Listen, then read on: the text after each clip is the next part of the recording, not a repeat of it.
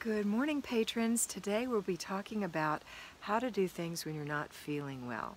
So if you have a bad headache or you're having a flare-up of whatever immune system problem you have, that tends to be a lot of the things people are having, or you're just exhausted, make sure you care for yourself. I want you to step back and say, what will exacerbate this situation?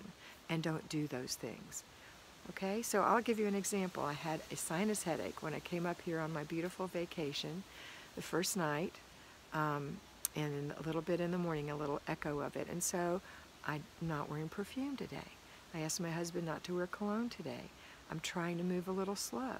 I'm not aggressively doing a million things. I'm calm, trying to stay calm. So that's how I am caring for myself.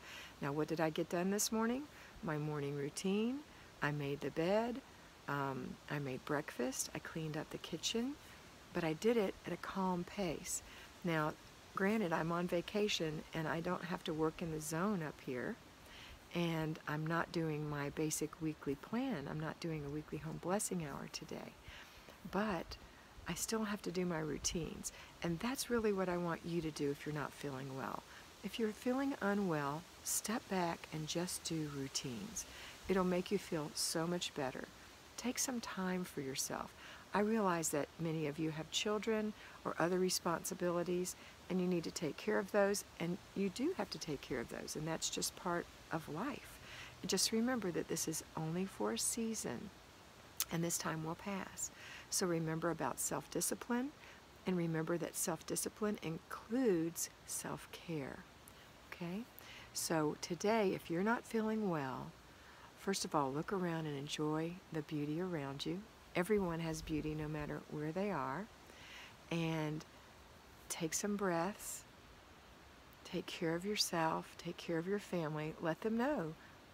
Don't whine, don't complain, don't go into great detail. Just let them know you're not feeling well. And then just go forward. Do your routines. They don't have to know you're skipping the weekly home blessing hour. They don't have to know you're skipping your zone.